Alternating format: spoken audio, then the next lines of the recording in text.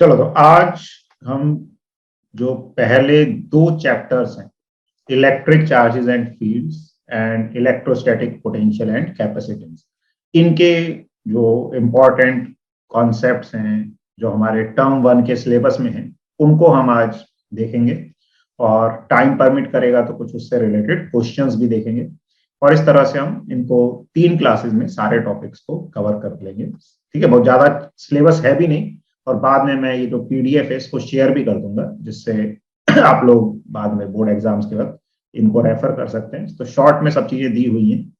ठीक है, तो ये इनफैक्ट किसी बुक का ही पार्ट है जहां से मैंने ये लिया है। तो इलेक्ट्रिक चार्जेस एंड फील्ड्स, तो देखो चार्ज के बारे में जैसा अभी हम पढ़ते हैं, तो charge is a property associated with matter due to which it produces और experiences electric and magnetic effect. ठीक है ना, तो चार्ज के कारण ही कोई भी बॉडी इलेक्ट्रिक इफेक्ट या मैग्नेटिक इफेक्ट प्रोड्यूस भी करती है और एक्सपीरियंस भी करती है। दो तरह के चार्जेस होते हैं, positive charge and negative charge. तो प्रोटॉन पे कैसा चार्ज होता है? पॉजिटिव। और इलेक्ट्रॉन पे नेगेटिव। न्यूट्रॉन पे नो चार्ज। चार्जलेस। चार्जलेस होता है। ठीक है, then conservation of electric charge. तो कंजर्वेशन ऑफ इलेक्ट्रिक चार्ज, तो during any process the net electric charge of an isolated system remains constant. तो आइसोलेटेड सिस्टम का मतलब है कि वो सिस्टम जिसमें कुछ आ नहीं सकता और उससे कुछ जा नहीं सकता। तो ऐसा सिस्टम जहां पे कुछ नहीं आ सकता, कुछ नहीं जा सकता, उस सिस्टम का नेट चार्ज जो है वो क्या रहता है? कंजर्व रहता है, कांस्टेंट रहता है। ठीक है, तो इसको ऐसे भी बोल सकते हैं कि charge can neither be created nor be destroyed. तो चार्ज ना तो क्रिएट होगा ना डिस्ट्रॉयड होगा, नेट चार्ज एक तरीके से बोले यूनिवर्स का भी कंजर्व रहे। देन क्वांटाइजेशन ऑफ चार्ज क्या कहता है कि चार्ज किसी भी ऑब्जेक्ट पे जो है वो एक सबसे स्मॉलेस्ट पैकेट का इंटीग्रल मल्टीपल होता है। तो स्मॉलेस्ट पैकेट क्या होता है? इलेक्ट्रॉन का चार्ज होता है। ठीक है, तो that smallest packet is charge of electron. और किसी भी ऑब्जेक्ट पे जो चार्ज है that is the plus minus N E. वैसे प्लस माइनस नहीं भी लगाएंगे तो चलेगा, एन इज इंटीजर है अगर, तो वो अपने आप पॉजिटिव नेगेटिव वैल्यू ले सकता है। तो किसी भी बॉडी पे चार्ज हमेशा हमको इस फॉर्म का मिलेगा, ई का इंटीग्रल मल्टीपल। और ई की वैल्यू जो है ये होती है -1.6 इंटू 10 की पावर -19। वैसे ई की वैल्यू 1.6 इंटू 10 की पावर -19 बोलते हैं। इलेक्ट्रॉन का चार्ज माइनस ही बोलते हैं, प्रोटॉन का प्लस ही। तो ये माइनस वैसे लगाना नहीं चाहिए। ठीक है, तो ई की वैल्यू की अगर हम बात करें तो it is 1.6 into 10⁻⁻⁹ coulomb. Then Coulomb's law सबको पता ही है कि दो अगर पॉइंट हैं, ठीक है, पॉइंट क्या है? चार्जेस। पहली बात किसके लिए एप्लीकेबल होता है? पॉइंट चार्जेस कि अगर दो पॉइंट चार्जेस हैं Q1 Q2 और उनके बीच की सेपरेशन है R, तो उनके बीच में जो लगने वाला फोर्स है वो इस तरह से लिखा जाता है 1/4πε0 Q1 Q2 by R²। This is the force between two point charges separated by distance R। अब ये फोर्स जो है किसमें होता है? ये होता है वैक्यूम में या एयर में, हम मान लेते हैं। और 1/4πε0 की जो वैल्यू है ये होती है 9 into 10⁹ SI unit, where epsilon naught is permittivity of free space जिसकी वैल्यू होती है 8.85 इंटू 10⁻⁻12। यूनिट आसानी से निकाल सकते हैं, है ना। इसकी यूनिट निकालोगे 1/4πε0 की तो क्या रहेगी? फोर्स की न्यूटन, R² मल्टीप्लाई होगा मीटर स्क्वायर और Q1 Q2 से कूलम स्क्वायर का आ जाएगा ये वेक्टर। और एप्सिलॉन नॉट जो है इसका इनवर्स आ जाएगी यूनिट कूलम स्क्वायर पर न्यूटन मीटर स्क्वायर। यहां से डायमेंशनल फॉर्मूला भी हम निकाल सकते हैं। ठीक है, और वैल्यू भी इसकी याद रखनी है। और वेक्टर फॉर्म में ये फोर्स हो जाता है 1/4πε0 Q1 Q2 R vector by R cube. This is the R vector. कोई बताएगा R वेक्टर क्या होता है यहाँ पर? सर मतलब पोजीशन वेक्टर, मतलब of test charge with respect to मतलब जो दूसरा चार्ज हम ले रहे हैं। तो टेस्ट चार्ज क्या होता है?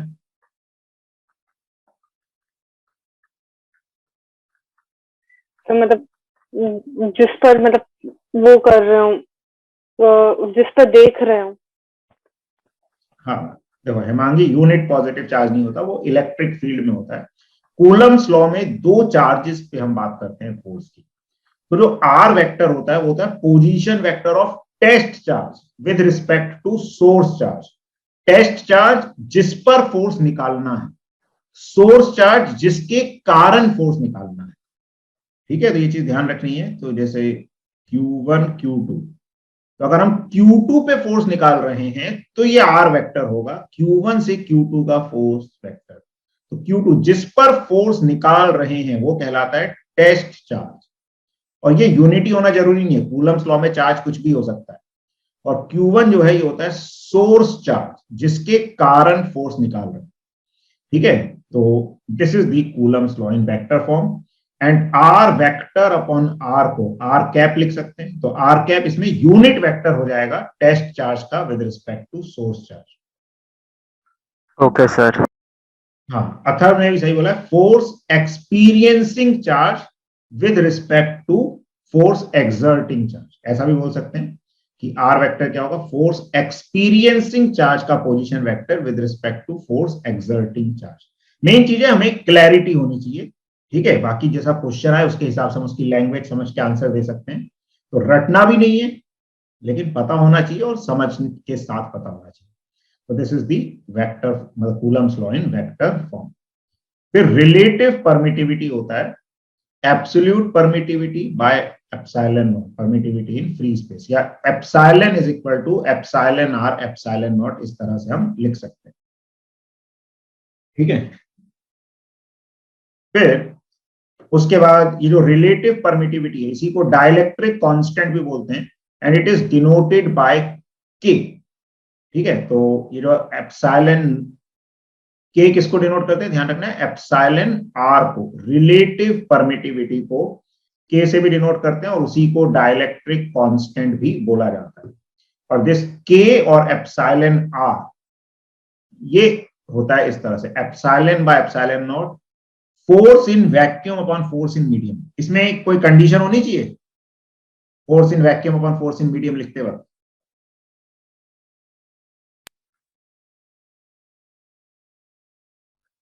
बताओ, तैयारी अच्छी तुम लोगों की।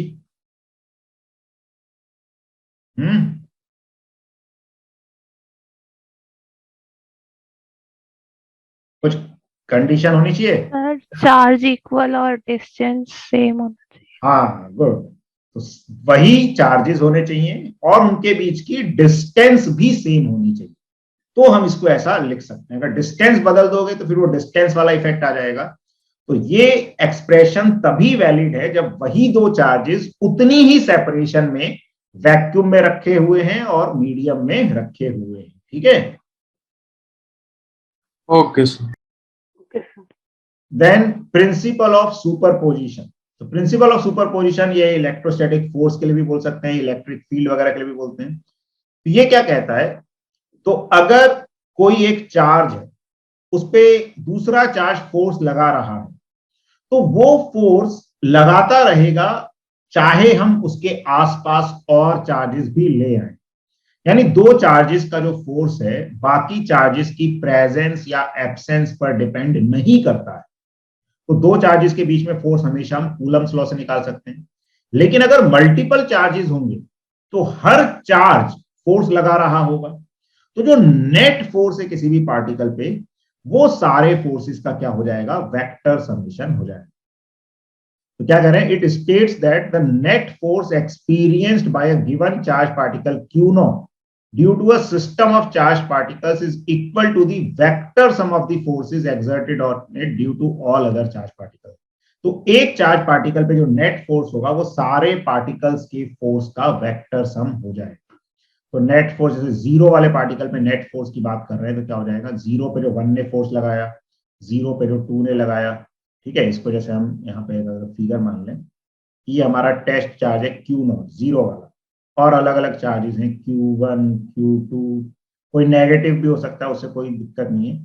तो जैसे Q1 ने Q नॉट पे जो फोर्स लगाया ये हो गया F नॉट 1, Q2 ने जो लगाया ये हो गया F नॉट 2, Q3 अगर नेगेटिव है तो ये अपनी तरफ लगा लेगा F0। तो ये सारे फोर्सेस का हम क्या कर देंगे, वेक्टर समेशन। ध्यान रखना है ये वेक्टर रिजल्ट है, तो वेक्टर समेशन हमें करना पड़ेगा, तो हमें नेट फोर्स मिल जाएगा।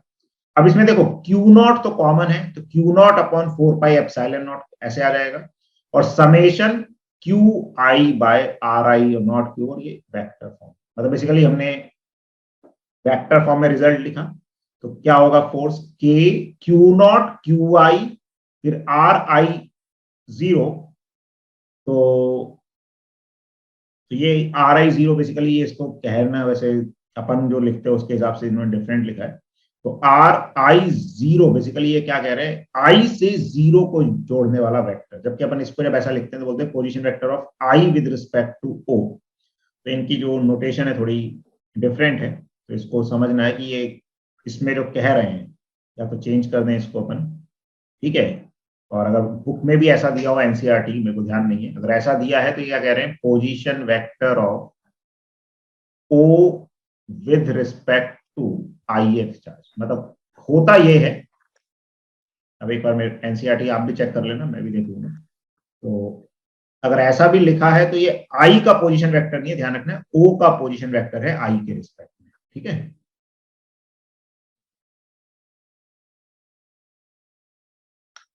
तो सारे फोर्सेस जो है वेक्टर फॉर्म में ऐड हो जाएंगे। फिर अगर कंटिन्यूअस चार्ज डिस्ट्रीब्यूशन है तो लीनियर डिस्ट्रीब्यूशन के लिए जो फोर्स आ जाएगा, तो लीनियर डिस्ट्रीब्यूशन की जो लीनियर चार्ज डेंसिटी है उसको किससे डिनोट किया जाता है, लैम्डा से, ठीक है ना। अगर कोई चार्ज ऐसे वायर पे लीनियरली डिस्ट्रीब्यूटेड है तो लैम्डा उसकी चार्ज डेंसिटी है, तो चार्ज क्या हो जाएगा, इंटीग्रल लैम्डा डीएल, तो चार्ज की जगह ये आ गया। तो के क्यू नॉट जो इसके कारण फोर्स है, वैसे ये फोर्स हमेशा ऐसे लिखा जाए ऐसा जरूरी नहीं है, ये तभी लिखा जाएगा जब वायर से बहुत दूर कोई पार्टिकल या चार्ज पार्टिकल होगा, ठीक है। तो ये चीज एक ध्यान रखनी है कि अगर वायर जो है फाइनाइट है और पार्टिकल इधर है, तो डायरेक्टली हम ये ऐसे फॉर्मूला नहीं लगा सकते, उसमें हमें एक एलिमेंट मानना पड़ेगा। उस एलिमेंट के कारण फील्ड या फोर्स लिख के उसका वेक्टर एडिशन करना पड़ेगा। वेक्टर साइन लगा रखा है यहां पर, लेकिन ध्यान रखना है, कई बार हम क्या करते हैं, सीधे इसको इंटीग्रेट करके टोटल चार्ज निकाल देते हैं। तो वायर को एक पॉइंट चार्ज की तरह तब मान सकते हैं जब वायर से दूसरा चार्ज बहुत दूर है, या किसी भी कंटिन्यूअस चार्ज डिस्ट्रीब्यूशन को पॉइंट चार्ज की तरह तब माना जा सकता है जब उससे जिस चार्ज पे फोर्स निकाल रहे हैं वो काफी दूरी पर है। अगर ऐसा नहीं है तो फिर हमें इंटीग्रेशन में वेक्टर नेचर का भी यूज करना पड़ेगा कि अलग अलग एलिमेंट के कारण फोर्स किस डायरेक्शन में आ रहे हैं। वैसे स्कूल लेवल पे उसकी जरूरत नहीं पड़ेगी, तो बस बेसिकली यहां पर मेन चीज क्या है कि अगर चार्ज डिस्ट्रीब्यूशन लेंथ की फॉर्म में है तो जो नेट चार्ज अगर बाई चांस हमें निकालना पड़ता है तो वो इंटीग्रल लैम्डा डीएल से निकल जाता है, where lambda is charge per unit length, ठीक है। अगर सरफेस चार्ज डिस्ट्रीब्यूशन है तो चार्ज क्या हो जाएगा, integral sigma DS, this is the charge, ठीक है। और अगर वॉल्यूम चार्ज डिस्ट्रीब्यूशन है तो सिग्मा क्या हो जाता है, चार्ज पर यूनिट एरिया या सरफेस चार्ज डेंसिटी, ये जो बोला हुआ है यहाँ पर। लैम्डा क्या हो जाता है, लीनियर चार्ज डेंसिटी या लीनियर चार्ज डिस्ट्रीब्यूशन। और वॉल्यूम में अगर चार्ज है तो उसको रो से डिनोट करते हैं, तो वॉल्यूम चार्ज डिस्ट्रीब्यूशन इज रो। तो फोर्स को इस तरह से लिखा जा सकता है और चार्ज को इंटीग्रल रो डी, ठीक है। तो ये टर्म्स यूज करनी है, मतलब करते हैं तो पता होना चाहिए, lambda is charge per unit length, sigma is charge per unit area and rho is charge per unit volume, ठीक है। क्लियर है यहां तक? Yes sir. Yes sir.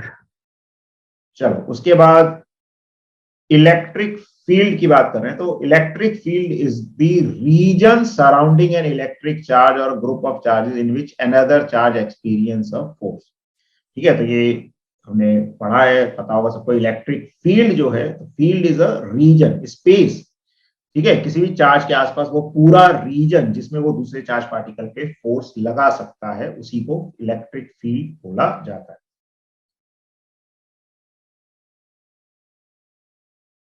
Now electric field intensity.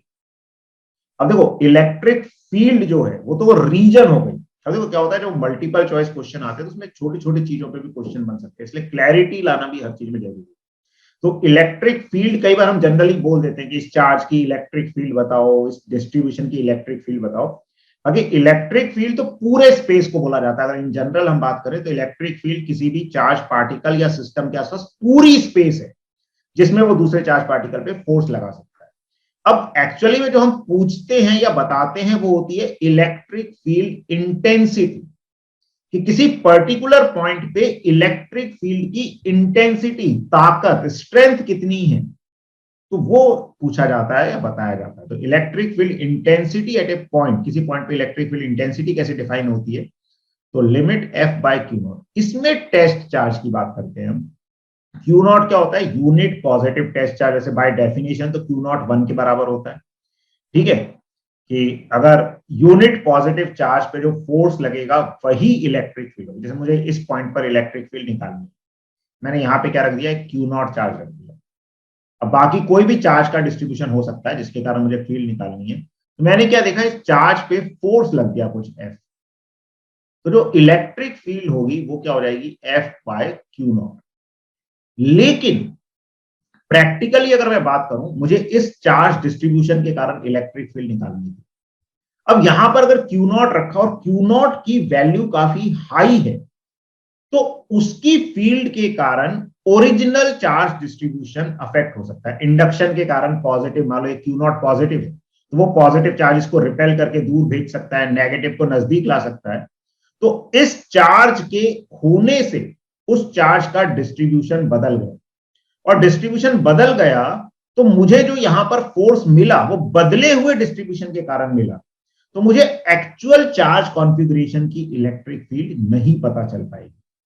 तो अगर हमें एक्चुअल चार्ज डिस्ट्रीब्यूशन की electric field चाहिए तो हम वहां पर क्या करेंगे, ऐसा चार्ज रखेंगे जो बहुत ही कम वैल्यू का होगा, नेग्लिजिबल चार्ज होगा। इसीलिए हम बोलते हैं limit Q naught approaches to zero.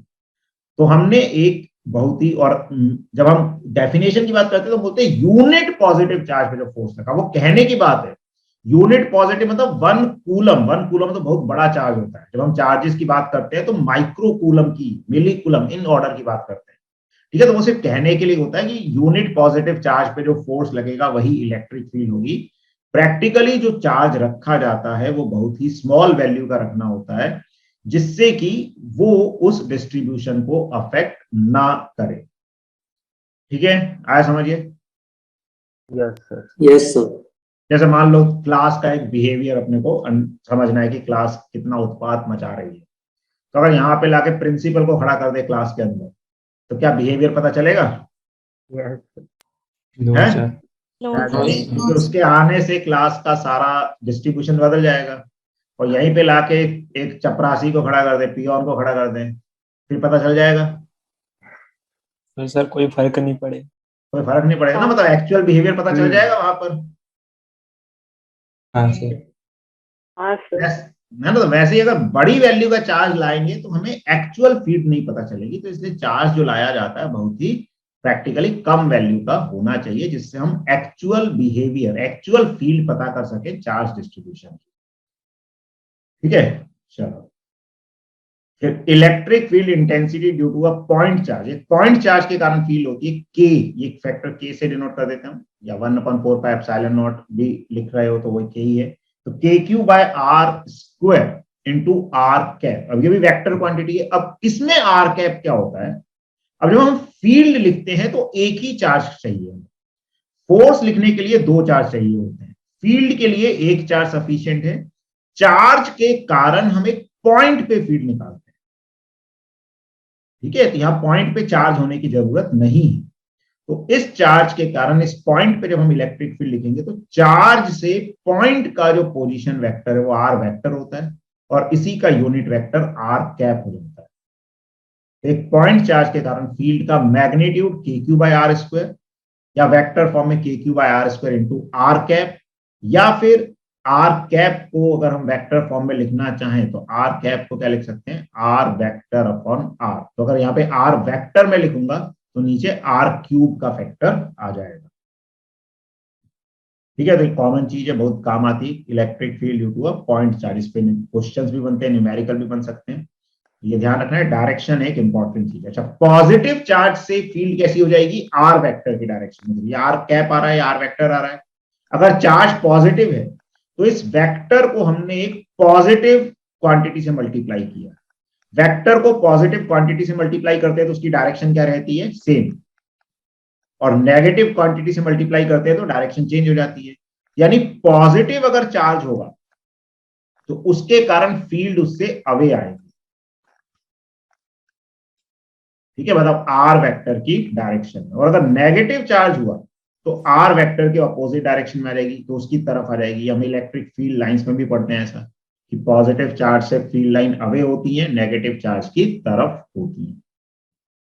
Then electric field due to a system of charges. इसमें भी सुपरपोजिशन प्रिंसिपल लग जाता है कि अगर मल्टीपल चार्जेस होंगे तो सभी चार्जेस की फील्ड हम लिखेंगे वेक्टर फॉर्म में, और उन सबका क्या करेंगे, वेक्टर एडिशन कर देंगे, तो हमें नेट फील्ड मिल जाएगी। तो इसमें भी डायरेक्शन का ध्यान रखना है। कई बार हम मैग्नीट्यूड ऐड कर देते हैं सिर्फ, तो मैग्नीट्यूड ऐड नहीं करना है, डायरेक्शन के साथ वेक्टर एडिशन हमें लगाना पड़ेगा। Then electric lines of force. तो इलेक्ट्रिक लाइंस ऑफ फोर्स जो है ये क्या होती है, तो electric lines of force are the imaginary curves drawn in electric field along which a unit positive charge tends to move। Basically जरूरी नहीं है मूव करे, मतलब उस डायरेक्शन में उसमें फोर्स लगता है। तो इलेक्ट्रिक लाइंस जो हैं ये क्या होती हैं, इमेजिनरी लाइंस हैं। इनके किसी भी पॉइंट पे हम जो टेंजेंट ड्रॉ करेंगे वो हमें इलेक्ट्रिक फील्ड की डायरेक्शन दे देगी। और इलेक्ट्रिक फील्ड की डायरेक्शन का मतलब उस डायरेक्शन में फोर्स लगेगा। ठीक है, जरूरी नहीं है वो मूव उस डायरेक्शन में करे। अगर रेस्ट पे होगा तो फोर्स की डायरेक्शन में मूव करेगा। अगर पहले से उसके पास मोशन है तो मोशन हमेशा वेलोसिटी की डायरेक्शन में होता है, फोर्स जो है वेलोसिटी को चेंज करने का काम करता है। ठीक है, तो इलेक्ट्रिक लाइंस ऑफ फोर्स क्या है, इमेजिनरी लाइंस होती हैं जिन पे टेंजेंट हमें इलेक्ट्रिक फील्ड की डायरेक्शन दे देगी। ठीक है, the tangent to a electric line of force at any point gives the direction of electric field at that point. तो ये वही चीज कहेगी यहाँ पे। Then electric dipole moment. तो डायपोल क्या होता है, क्या होता है डायपोल, बताओ। मतलब टू पोल्स। सर जिन पे दोनों तरफ चार्ज सेम होता है, बस साइन दूसरा होता है। हाँ, दो पार्टिकल्स जिनका चार्ज सेम होता है मैग्नीट्यूड में, लेकिन साइन ऑपोजिट होता है, माइनस क्यू प्लस क्यू इस तरह से, और वो स्मॉल डिस्टेंस से सेपरेटेड है। जनरली इसको हम 2l या 2a ले लेते हैं। इसको डायपोल बोला जाता है। Two charge particles having charge of same magnitude but different sign and separated by a small distance. ठीक है, तो इसको इलेक्ट्रिक डायपोल मोमेंट बोला जाता है, मतलब इसको डायपोल बोला जाता है। This is dipole. अब डायपोल मोमेंट क्या होता है कि इस सिस्टम के लिए हम एक क्वांटिटी डिफाइन करते हैं, डायपोल मोमेंट, जो नेगेटिव से पॉजिटिव चार्ज की तरफ डायरेक्टेड होती है। ठीक है, तो magnitude of the electric dipole moment is equal to the product of magnitude of any charge and separation between the two charges. तो डायपोल मोमेंट का जो मैग्नीट्यूड है वो किसके बराबर होता है, किसी भी एक चार्ज का मैग्नीट्यूड इनटू दोनों चार्ज के बीच की separation. This is the magnitude of dipole moment and direction is negative to positive charge. ठीक है, तो डायपोल मोमेंट ये हो गया, एंड डायरेक्शन जो है वो नेगेटिव चार्ज से पॉजिटिव चार्ज की तरफ होती है। फिर electric field eight any point on the axial line of electric dipole. तो वैसे ये फॉर्मूला जनरल फॉर्मूला आता है, लेकिन जब हम डायपोल की बात करते हैं तो जो आर है, जिस डिस्टेंस पे हम बात कर रहे हैं, इसमें भी एक बार समझ लें कि ये डायपोल है अगर, तो एक्सियल लाइन कौन सी होती है, मतलब जो मतलब हॉरिजॉन्टल लाइन होती है वो along the axis. Along the axis. वो डायपोल को कंटेन कर रही है। हॉरिजॉन्टल नहीं बोलना, मतलब वर्टिकल होगा तो वर्टिकल भी हो सकती है। जो दोनों चार्जेस को जोड़ने वाली लाइन, ऐसा भी बोल सकते हैं। डायपोल के जो दो चार्जेस हैं उनको जोड़ने वाली लाइन है। डायपोल से जो कोलिनियर लाइन है इसको क्या बोला जाता है, एक्सिस या एक्सियल लाइन बोला जाता है। ठीक है, और जो परपेंडिकुलर प्लेन है उसको क्या बोला जाता है, इक्वेटोरियल इक्वेटोरियल प्लेन।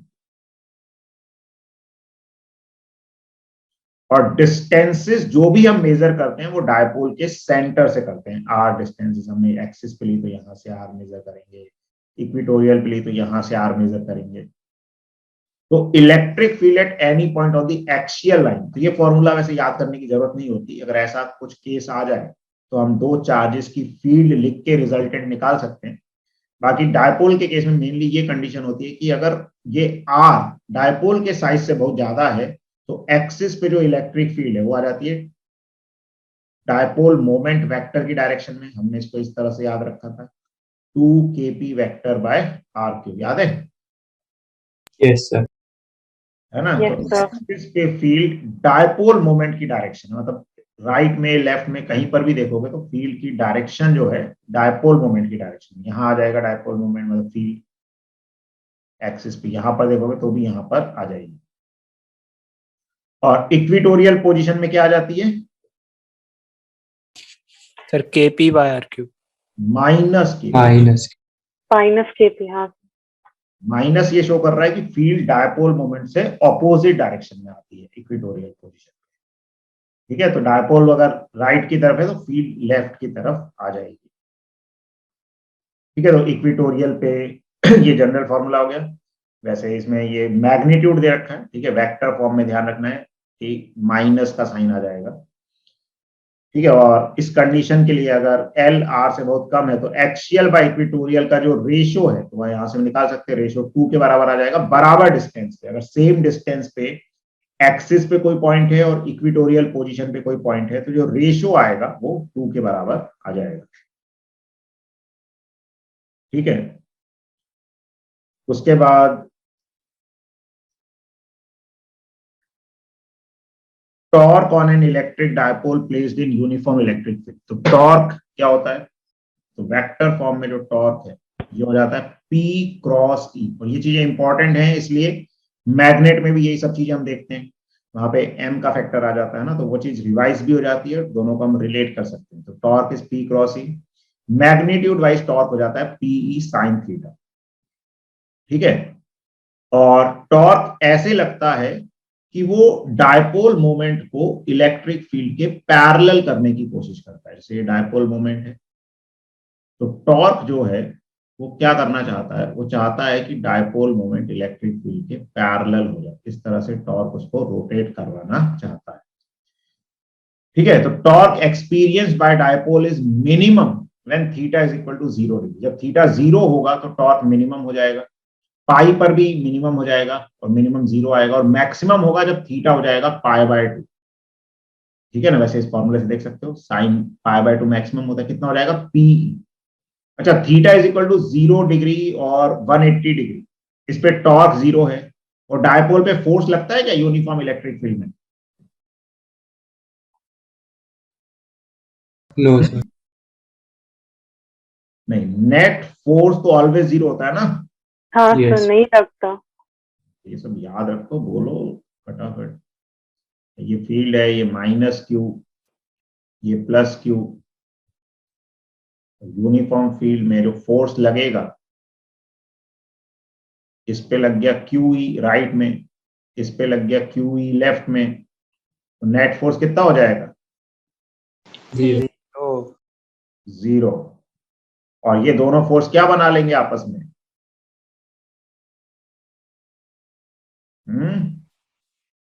क्या बना लेते हैं ये? इक्विलिब्रियम। रणवीर और दीपिका। कपल। हाँ, कपल बना लेते हैं ना जब दो फोर्स इक्वल मैग्नीट्यूड के ऑपोजिट डायरेक्शन में लगते हैं। Yes sir. हाँ, तो ये दोनों फोर्स बना लेते हैं कपल। और कपल की खास बात ये होती है कि उसका टॉर्क हर पॉइंट के अबाउट क्या आता है? सेम। ठीक है, तो इसलिए इसका टॉर्क हर पॉइंट के अबाउट सेम आता है, which is P cross E या PE साइन थीटा। अब theta is equal to 0 degree और 180 डिग्री, इस पे क्या है? टॉर्क 0, मतलब ये इक्विलिब्रियम पोजीशन। देखो, फोर्स हमेशा 0 और टॉर्क भी 0, ये इक्विलिब्रियम पोजीशन हो जाती है। तो theta is equal to 0 degree कौन सा इक्विलिब्रियम होता है, स्टेबल या अनस्टेबल? स्टेबल। स्टेबल, क्योंकि वहां से अगर हम घुमाएंगे तो वापस वहीं आने की टेंडेंसी होगी उसकी, तो ऐसे इक्विलिब्रियम को स्टेबल बोलते हैं। और theta is equal to 180 degree क्या होगा? Unstable. अनस्टेबल। वहां पे इक्विलिब्रियम तो है लेकिन घुमाएंगे तो उससे दूर जाने की टेंडेंसी होगी, तो वो अनस्टेबल इक्विलिब्रियम हो जाता है। ठीक है, तो टॉर्क 0 होगा 0 डिग्री और 180 डिग्री पर, मैक्सिमम होगा 90 डिग्री पर। और वर्क डन जो रोटेट करने में होगा वो ये होगा, वैसे इसको हम पोटेंशियल एनर्जी से ज्यादा अच्छे से याद रख सकते हैं। पोटेंशियल एनर्जी का क्या फॉर्मूला होता है, ये नीचे लिखा हुआ है, क्या होता है, minus p vector dot e vector, minus PE cos theta. अब वर्क डन कभी भी निकालना है तो देखो, work done by external force निकालना है, तो work done by external force होता है change in potential energy, U final minus U initial. और work done by electric forces निकालना है, वो इंटरनल फोर्सेस हैं, इंटरनल फोर्सेस का वर्क होता है U initial minus U final. तो ये work done in rotating, rotate कौन कर रहा है, एक्सटर्नल एजेंट, तो क्या आएगा, U final minus U initial. तो यू फाइनल में क्या आएगा, माइनस पीई कॉस थीटा 2, और minus of minus PE cos theta 1 करेंगे तो कॉस थीटा 1 वाली टर्म कैसी हो जाएगी, पॉजिटिव। तो इसको रटने की जरूरत नहीं है, हम इस तरीके से निकाल सकते हैं। ठीक है, Yes, sir. Yes, sir.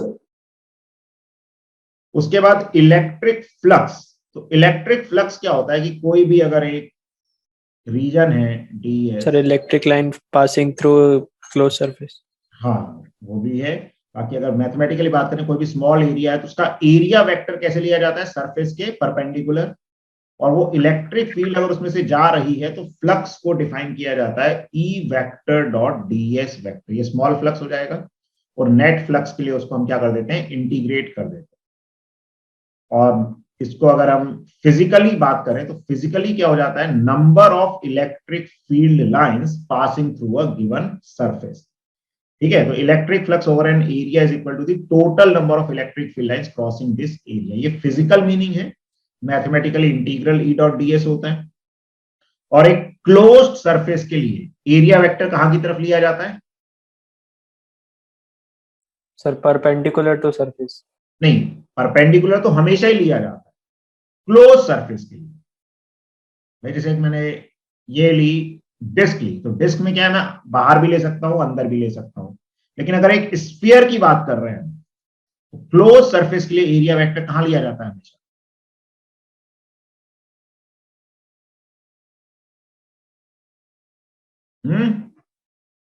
हाँ, आउटवर्ड्स। जब भी सरफेस क्लोज होगा, जैसे हम एक स्फीयर की बात करें, एक क्यूब की बात करें, या कोई भी बंद सरफेस है, उसके लिए कन्वेंशन ये है कि एरिया वेक्टर हमेशा आउटवर्ड लिया जाता है। तो गॉस लॉ वगैरह भी उसी कॉन्सेप्ट पे बेस्ड होते हैं। तो गॉस लॉ क्या कहता है, total electric flux linked with closed surface is q in by epsilon naught. Q in मतलब चार्ज कितना अंदर है, क्यू एनक्लोज्ड बोल सकते हो। तो गॉस लॉ क्या कहता है कि अगर कोई भी क्लोज्ड सरफेस है, उस क्लोज्ड सरफेस से जाने वाला नेट फ्लक्स किसके बराबर होगा, charge enclosed with in the Gaussian surface. जैसे ये Q1 Q2 Q3 है, तो किस पे डिपेंड करेगा फ्लक्स, कौन कौन से चार्जेस पे, Q1 और Q2 पे। Q1 and Q2. और Q2 पे, मतलब Q1 plus Q2 bye epsilon not, ये आ जाएगा। ठीक है, where Q is total charge enclosed by the closed Gaussian surface. और ये जो क्लोज सरफेसेस होते हैं, इनमें एरिया वेक्टर हमेशा आउटवर्ड लिया जाता है। ठीक है, मतलब इसका एरिया वेक्टर कभी हम इनवर्ड नहीं लेंगे, आउटवर्ड लेते हैं। तो क्या होता है, जैसे इलेक्ट्रिक फील्ड लाइन ऐसे आ रही है तो एरिया वेक्टर तो आउटवर्ड है, और अगर इलेक्ट्रिक फील्ड ऐसे है तो जो फील्ड एंटर करेगी वो देखोगे एरिया से हमेशा ऑब्ट्यूज एंगल बनाएगी, और जो फील्ड बाहर निकल रही होगी वो एरिया से एक्यूट एंगल बनाएगी। तो जब इनकमिंग फील्ड है, अब फ्लक्स तो यही है EDS यानी EDS cos थीटा, तो ऑब्ट्यूज एंगल के लिए cos थीटा कैसा होता है, सर नेगेटिव। नेगेटिव। तो जो इनकमिंग फ्लक्स है वो कैसा लिया जाता है, Negative. Negative. Incoming flux negative लिया जाता है क्लोज सरफेस के लिए, और आउटगोइंग फ्लक्स पॉजिटिव। इसीलिए जो चार्ज बाहर है गॉसियन सरफेस के, उसके कारण जितनी लाइंस एंटर करती हैं गॉसियन सरफेस में उतनी ही लीव कर जाती है, यानी जितना फ्लक्स नेगेटिव आया उतना ही पॉजिटिव आया, इसलिए बाहर वाले चार्ज के कारण नेट फ्लक्स जीरो हो जाता है। तो फील्ड तो होती है बाहर वाले चार्ज के कारण गॉसियन सरफेस पे, लेकिन फ्लक्स जीरो हो जाता है। और इस एक्सप्रेशन में जो फील्ड है इंटीग्रल ई डॉट ds में, this field is due to all the charges whether they are inside और आउटसाइड द गॉसियन सरफेस। लेकिन फ्लक्स में आउटसाइड वालों का कंट्रीब्यूशन जीरो हो जाता है, क्योंकि इनकमिंग और आउटगोइंग फ्लक्स मिलकर नेट जीरो फ्लक्स दे देते हैं। Then electric field intensity due to an infinitely long thin straight charged wire. तो अगर एक वायर है इनफाइनाइटली लॉन्ग, उस पे चार्ज डेंसिटी है लैम्डा, तो उससे r डिस्टेंस पे जो इलेक्ट्रिक फील्ड है वो इस तरह से भी लिख सकते हो, या फिर इसको 2k लैम्डा बाय r। और ये इलेक्ट्रिक फील्ड रेडियल डायरेक्शन में आती है।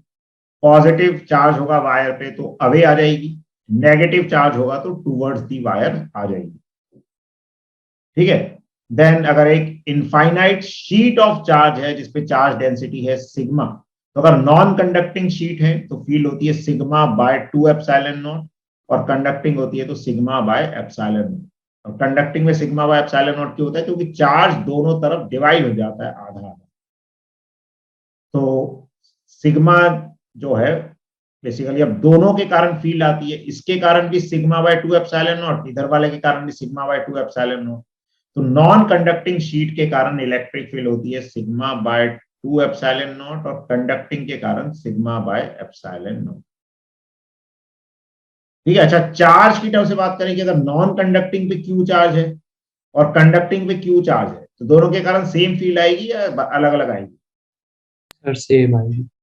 सेम। चार्ज की टर्म से फील्ड क्या होती है? क्यू बाय 2a एप्सिलॉन, चाहे कंडक्टिंग हो चाहे नॉन कंडक्टिंग हो, in terms of charge field is same.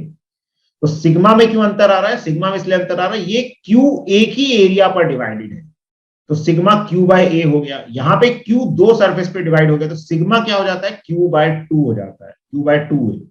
इसलिए सिग्मा की टर्म्स में लिखने में अंतर आ जाता है।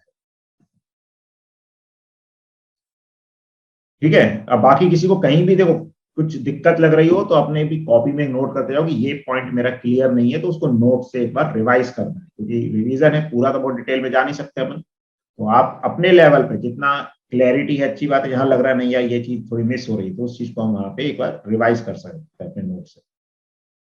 फिर electric field due to 2 equally and oppositely charge parallel plates, तो जैसे कैपेसिटर होता है बेसिकली, ऐसे इक्वली ऑपोजिट चार्ज है, तो इस पे चार्ज डेंसिटी सिग्मा, इस पे माइनस सिग्मा। इसके बीच वाले रीजन में इसके कारण सिग्मा बाय 2 एप्सिलॉन नॉट, इसके कारण भी सिग्मा बाय 2 एप्सिलॉन नॉट, तो फील्ड आ जाती है सिग्मा बाय एप्सिलॉन नॉट। और इस रीजन में दोनों की ऑपोजिट आएगी, सिग्मा के कारण इधर आएगी, माइनस सिग्मा के कारण इधर, तो कट के जीरो हो जाएगी। तो अगर दो प्लेट्स हैं इक्वल ऑपोजिट चार्ज डेंसिटीज हैं, तो उनके बीच में फील्ड होगी सिग्मा बाय एप्सिलॉन नॉट, बाहर होगी जीरो। ठीक है, क्लियर है यहां तक? Yes sir. Yes sir. ठीक है। तो ये Yes, sir. फर्स्ट चैप्टर के इंपॉर्टेंट पॉइंट्स जो हैं वो हो गए। अब दूसरे चैप्टर की बात करते हैं हम। तो इलेक्ट्रिक पोटेंशियल एंड कैपेसिटेंस। तो इलेक्ट्रिक पोटेंशियल या इलेक्ट्रोस्टैटिक पोटेंशियल क्या होता है? तो electrostatic potential at any point in the region of electric field is equal to the amount of work done in bringing the unit positive charge from infinity to that point against electrostatic forces without acceleration. ये definition होती है कि एक unit positive charge को infinity से किसी point तक लाने में एक्सटर्नल एजेंट को क्या वर्क करना पड़ेगा? Without accelerating the charge. और किस में लेके आना है? इलेक्ट्रिक फील्ड में उसको लेके आना है, दूसरे चार्जेस की जो भी फील्ड है। तो electric potential is work done upon charge. तो इसकी यूनिट क्या हो जाती है? जूल पर कूलम, जिसको क्या बोला जाता है? वोल्ट। ठीक है। यहां से इसका डायमेंशनल फॉर्मूला भी निकाला जा सकता है। तो जूल का वर्क का क्या होता है? mL2T-2। और चार्ज जो हो गया, तो चार्ज का क्या होता है? IT या AT। तो इस तरह से इसका डायमेंशनल फॉर्मूला यहां से आ जाएगा। Then potential difference. Potential difference, अब देखो जब पोटेंशियल की बात करते हैं तो उसमें रेफरेंस मानते हैं इन्फिनिटी को। तो इन्फिनिटी पे पोटेंशियल 0 मानते हैं और वहां से किसी पॉइंट तक लाने में कितना वर्क करना पड़ेगा वो उस पॉइंट का पोटेंशियल कहलाता है। और पोटेंशियल डिफरेंस में हम बात करते हैं दो पॉइंट्स की, कोई भी दो पॉइंट्स हैं जैसे हमारे पास ए और बी, तो इसमें अगर ए से बी का पोटेंशियल डिफरेंस लिखना है तो बी से ए तक चार्ज को ले जाने में कितना वर्क करना पड़ेगा। So the difference of potential between 2 points A and B in an electric field is defined as the amount of work done in moving a unit positive test charge from point B to A against electrostatic force without any acceleration. ठीक है, the difference of electric potentials of 2 points in the electric, तो ये basically VA minus PB की जब हम बात करते हैं तो क्या हो जाएगा, वर्क डन कहां से कहां ले जाने में, बी से ए ले जाने में, कौन ले जा रहा है, external agent divided by charge, मतलब इस चार्ज को अगर हम 1 कर देंगे तो पोटेंशियल डिफरेंस वर्क के बराबर आ जाएगा। तो यूनिट पॉजिटिव चार्ज को बी से ए ले जाने में जो वर्क करना पड़ेगा एक्सटर्नल एजेंट को, वही क्या कहलाएगा, potential difference V A minus V. अब एक पॉइंट चार्ज के कारण जब हम पोटेंशियल निकाल रहे हैं, अच्छा नॉर्मली जब भी हम पोटेंशियल निकाल रहे हैं या फील्ड भी हम निकालते हैं तो इन सब चीजों में हम इन्फिनिटी को रेफरेंस मानते हैं कि मतलब ठीक है ना, पोटेंशियल में इन्फिनिटी पे पोटेंशियल क्या है, 0। तो इलेक्ट्रिक और जैसे फील्ड वगैरह भी होती है तो इन्फिनिटी पे 0 आ जाएगी। तो electric potential due to a point charge Q at any point lying at a distance R from it, तो एक पॉइंट चार्ज के कारण पोटेंशियल, या इसको ऐसे लिख सकते हो के क्यू बाय आर होता है, या के को 1/4 पाई एप्सिलॉन। अच्छा पोटेंशियल कैसी क्वांटिटी होती है, स्केलर या वेक्टर? स्केलर। स्केलर। हाँ, पोटेंशियल स्केलर है। और फील्ड वेक्टर। वेक्टर। ठीक है, तो फील्ड वेक्टर है, ये स्केलर क्वांटिटी है। अब ये पॉजिटिव भी हो सकती है, नेगेटिव भी हो सकती है, 0 तो हो ही सकती है, और इसको साइन के साथ लिखना जरूरी है। तो पॉजिटिव चार्ज के कारण पॉजिटिव पोटेंशियल आ जाएगा, नेगेटिव के कारण नेगेटिव आ जाएगा। और अगर किसी पॉइंट पे जैसे ज्यादा चार्जेस हैं, मल्टीपल चार्जेस के कारण पोटेंशियल निकालना है तो उनका स्केलर एडिशन होगा। फील्ड में वेक्टर एडिशन हो रहा था, यहाँ पे जो एडिशन होगा स्केलर एडिशन होगा। ठीक है, तो the potential at a point due to a positive charge is positive while due to a negative charge is negative. फॉर्मूले से पता चल रहा है कि और आर तो पॉजिटिव है, चार्ज पॉजिटिव होगा तो पोटेंशियल पॉजिटिव आएगा, चार्ज नेगेटिव होगा तो पोटेंशियल नेगेटिव आ जाएगा।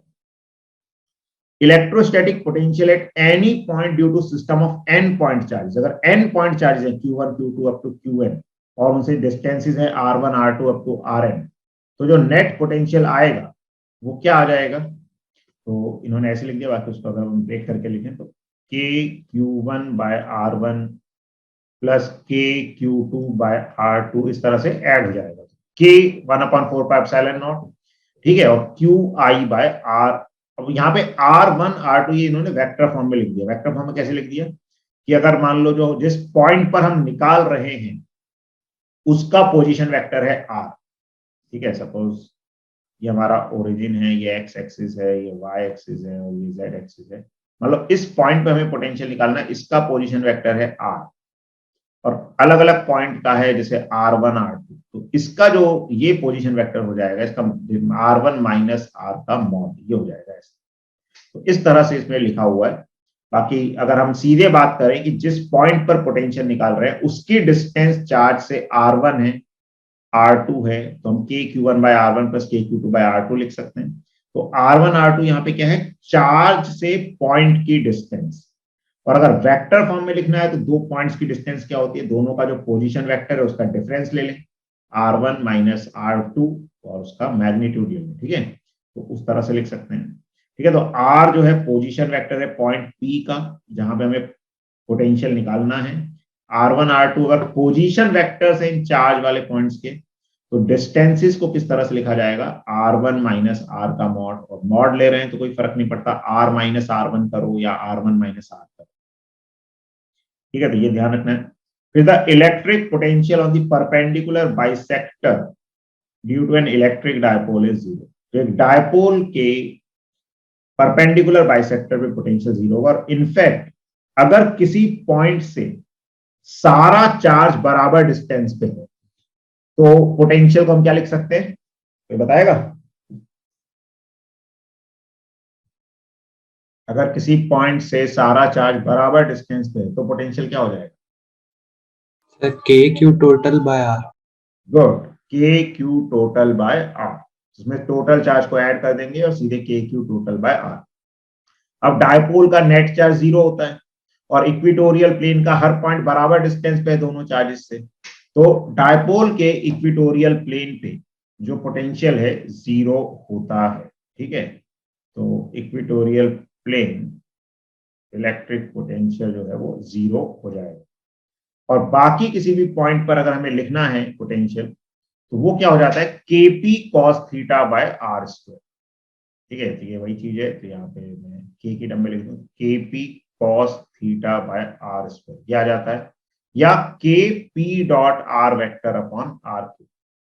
ये डायपोल के लिए है ये फॉर्मूला ध्यान रखना, K P vector dot R vector upon R cube. इसमें क्या होगा? डायपोल की डायरेक्शन में कोई पॉइंट है उसके लिए थीटा एक्यूट आ जाएगा तो पॉजिटिव आ जाएगा, कुछ का ऑपोजिट डायरेक्शन में थीटा ऑब्ट्यूज तो पोटेंशियल नेगेटिव आ जाएगा। तो इक्वेटोरियल प्लेन पे 0 होता है, बाकी किसी भी पॉइंट पे पोटेंशियल होता है KP cos theta by R square. ठीक है, फिर electric potential due to a thin charged spherical shell carrying charge q and radius r। तो एक स्फेरिकल शेल के अंदर हर पॉइंट का पोटेंशियल कांस्टेंट रहता है। ठीक है, एक शेल पे अगर चार्ज है q, उसका रेडियस है r, तो उसके अंदर हर पॉइंट का पोटेंशियल कांस्टेंट रहता है which is kq by r, ये भी बोलते हैं इसको। ठीक है, सरफेस पे भी यही रहेगा, तो सरफेस से लेकर सेंटर तक हर पॉइंट का पोटेंशियल सेम रहता है और बाहर के लिए इसका बिहेवियर हो जाता है पॉइंट चार्ज जैसा, के Q by small are.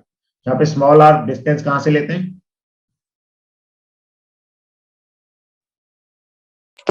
Sir Gaussian surface. कहां से? सरफेस से।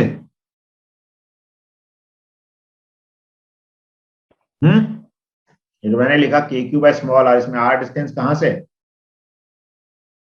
सेंटर से सर। सेंटर से। तो बाहर वाले पॉइंट पे जब हम पोटेंशियल लिखते हैं तो R is distance from the centre, तो अंदर पोटेंशियल कांस्टेंट रहता है।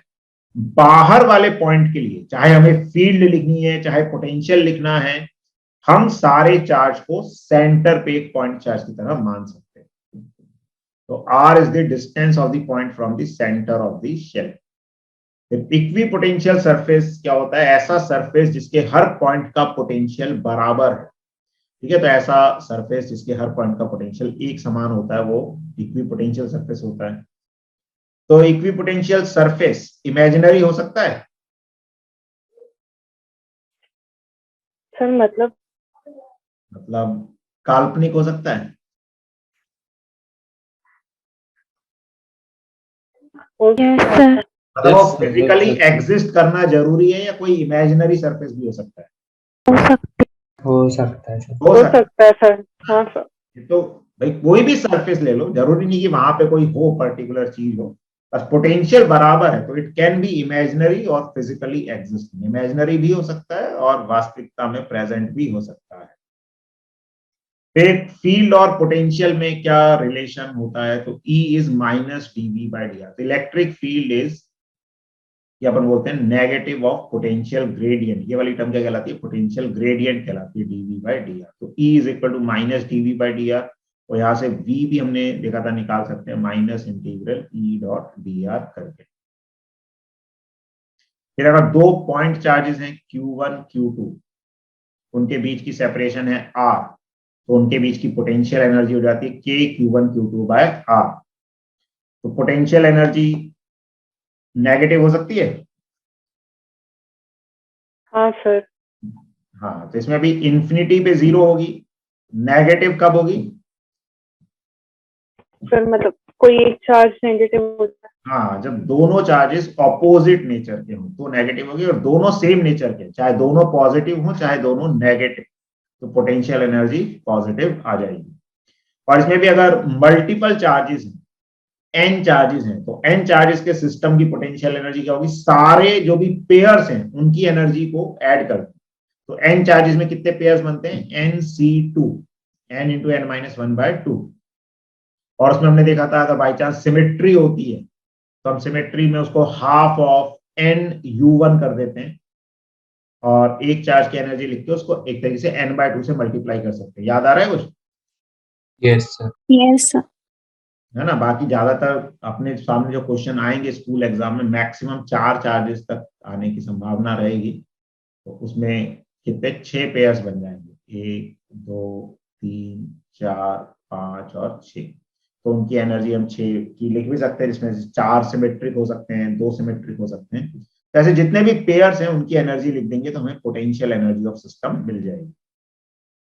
फिर potential energy of a single charge in external field. अब ये तो क्या है, चार्जेस की एनर्जी होती है। अब एक चार्ज की एनर्जी बाकी किसी सिस्टम के कारण वो क्या होती है, चार्ज इनटू उस पॉइंट का पोटेंशियल जो भी सिस्टम की हम बात कर रहे हैं।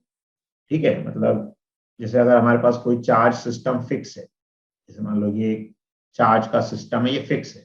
अब यहां पे हमने एक चार्ज रखा, अब इसकी पोटेंशियल एनर्जी की बात कर रहे हैं तो क्या हो जाएगी Q, और इस सिस्टम के कारण जो यहाँ का पोटेंशियल है V O।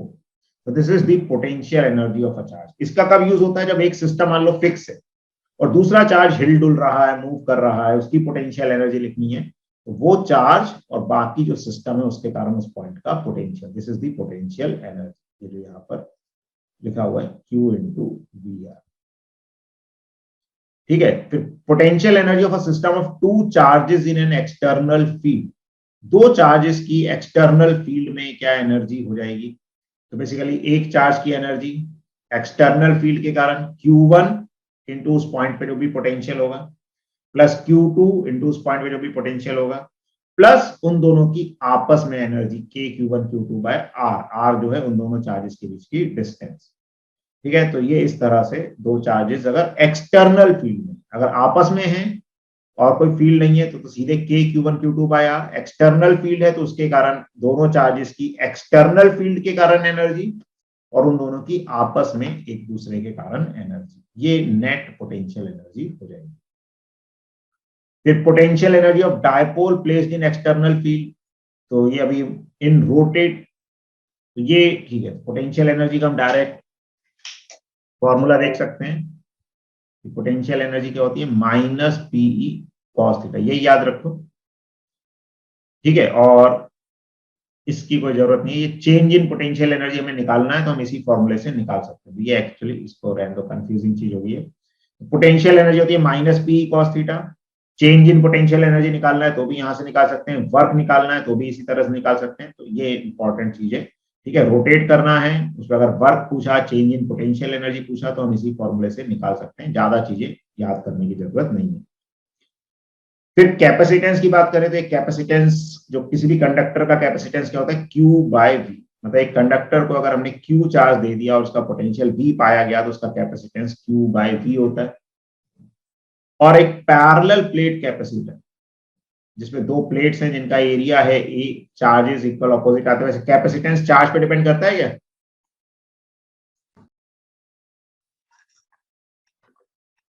No, sir. नहीं, कैपेसिटेंस किस पे डिपेंड करता है, ज्योमेट्रिकल पैरामीटर्स पे। कैपेसिटेंस होता है epsilon nought A by D। ये एक पैरेलल प्लेट कैपेसिटर का कैपेसिटेंस होता है। ठीक है, बाकी निकालने के लिए हम ये करते हैं कि मान लो उस पे Q चार्ज है, उसके कारण पोटेंशियल डिफरेंस निकाल लिया इलेक्ट्रिक फील्ड लिख के, और फिर कैपेसिटेंस इस फॉर्मूले से निकाल लेते हैं Q by V, but it depends on the geometry. ठीक है, और अगर डाइलेक्ट्रिक इंसर्ट कर दिया हमने कैपेसिटर के बीच में जिसका डाइलेक्ट्रिक कांस्टेंट है K, तो कैपेसिटेंस हो जाता है K epsilon nought A by D। This is the capacitance. ठीक है, फिर अगर एक कैपेसिटर है, ऐसा बना देता हूं पैरेलल प्लेट, उसके बीच में हमने एक प्लेट इंसर्ट कर दी, तो ये डिस्टेंस है D और हमने एक T थिकनेस की प्लेट इंसर्ट कर दी जिसका डाइलेक्ट्रिक कांस्टेंट है K। तो कैपेसिटेंस क्या हो जाता है, epsilon nought A upon D minus T plus T by K।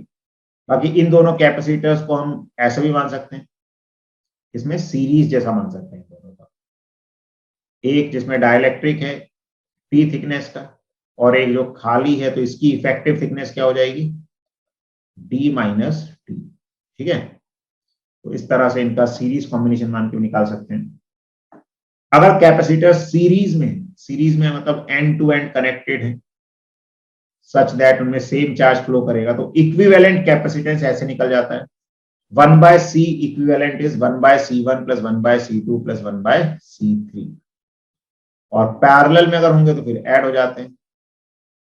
ठीक है, तो अगर अच्छा इसमें अगर n capacitors identical capacitor series में है तो इक्विवेलेंट क्या हो जाएगा, तो बेसिकली 1/c इक्विवेलेंट, उसमें 1/c प्लस 1/c ऐसी n टर्म्स आ जाएंगी, यह रहेगा n/c, तो c इक्विवेलेंट जो है वो c/n हो जाएगा। ठीक है, तो उसको c इक्विवेलेंट इज c/n। तो रेजिस्टेंस का उल्टा होता है सब।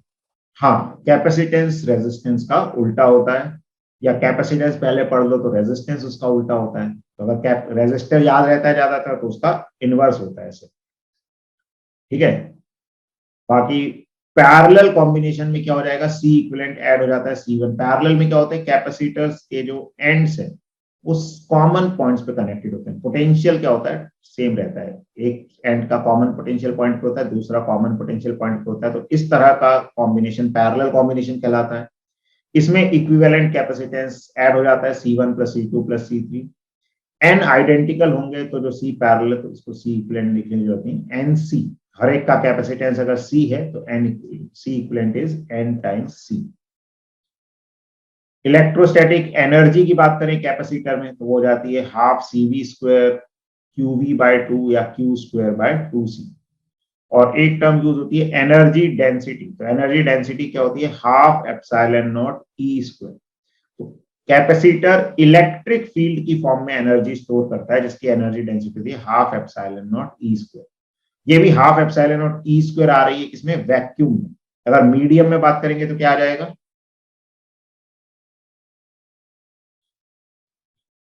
half epsilon naught ER E²। हाँ, हाफ एप्सिलॉन नॉट ER/E² या हाफ एप्सिलॉन E²। यहाँ पे एप्सिलॉन जो है एब्सोल्यूट परमिटिविटी हो जाएगी। ठीक है, क्लियर है ये? Yes sir. ठीक है, तो ये इंपॉर्टेंट पॉइंट्स हो गए दोनों दो चैप्टर्स के। अगर इसमें किसी को कोई डाउट है तो वो पूछ लो, फिर कुछ हम क्वेश्चंस देखेंगे उससे रिलेटेड इन दो चैप्टर्स से। कुछ भी किसी को कंफ्यूजन हो, कुछ क्लैरिटी चाहिए हो तो पूछ ले।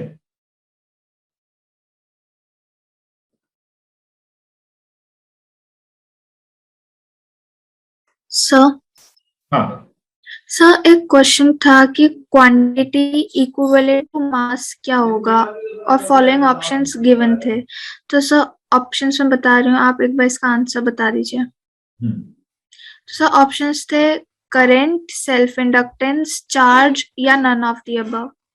सेल्फ इंडक्टेंस बेटा, सेल्फ इंडक्टेंस को मैंने बताया था, इलेक्ट्रोमैग्नेटिक इनर्शिया बोला जाता है। जैसे मास इनर्शिया होता है तो मास क्या करता है, स्टेट ऑफ रेस्ट या मोशन को चेंज करने से रेजिस्ट करता है, रोकता है। कोई चीज रेस्ट पे है तो वो रेस्ट पे रहना चाहती है, मोशन में है मोशन में रहना चाहती है। जो न्यूटन का लॉ ऑफ इनर्शिया है किसके कारण है, मास के कारण।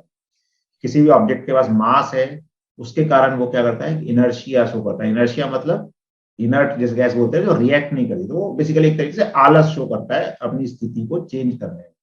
ऐसी सेल्फ इंडक्टेंस वो प्रॉपर्टी होती है जिसके कारण लूप, कोई भी लूप अपने फ्लक्स को चेंज नहीं होने देता। फ्लक्स को चेंज नहीं होने देता, उसका एल तो कांस्टेंट रहता है, तो बेसिकली करंट को चेंज नहीं होने देता। तो बेसिकली वो तो लेंजीज लॉ में था कहीं।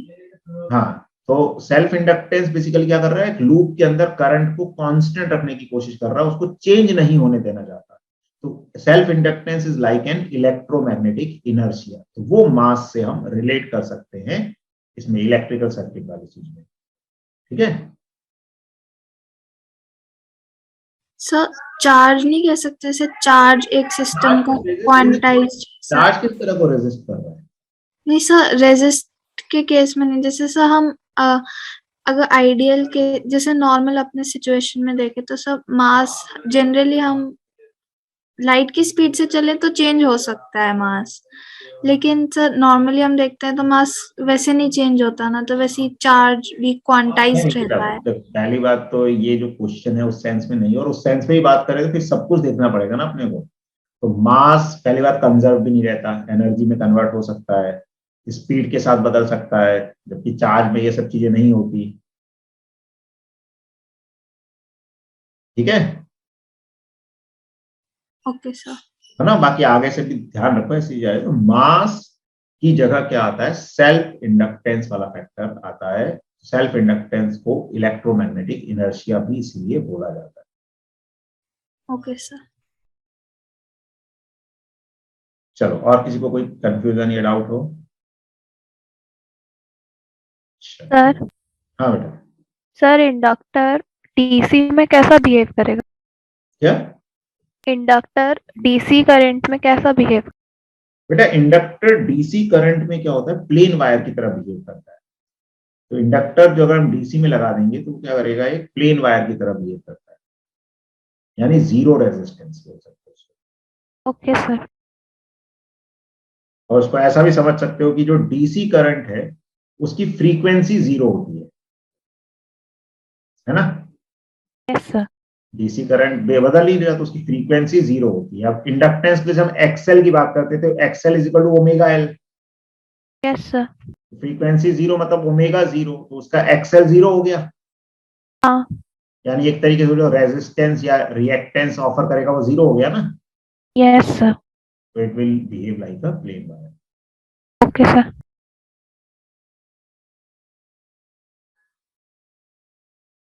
चलो, अब ये कुछ क्वेश्चंस है, इसमें से सेलेक्टिव क्वेश्चंस करते हैं, अपने पास टाइम लिमिटेड रहेगा। अच्छा चलो, फर्स्ट क्वेश्चन का बताओ क्या आंसर आना चाहिए।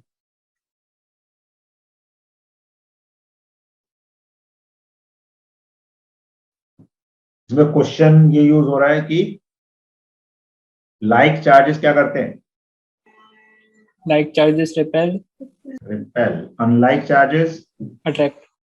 अट्रैक्ट। और न्यूट्रल बॉडी को अट्रैक्ट कर सकती है क्या चार्ज बॉडी? हाँ सर। हाँ, तो ये कॉन्सेप्ट यही है। ठीक है, तो लाइक चार्जेस रिपेल करते हैं, अनलाइक अट्रैक्ट करते हैं, और चार्ज बॉडी न्यूट्रल बॉडी को भी अट्रैक्ट कर सकती है ड्यू टू इंडक्शन। तो अथर्व ने सही आंसर दे दिया है।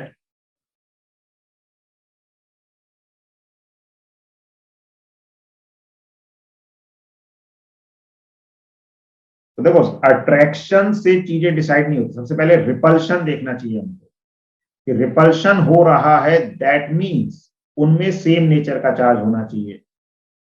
वहां से कुछ क्लैरिटी आएगी, फिर हम अट्रैक्शन में देखें और फिर उस तरह से डिसाइड होगा।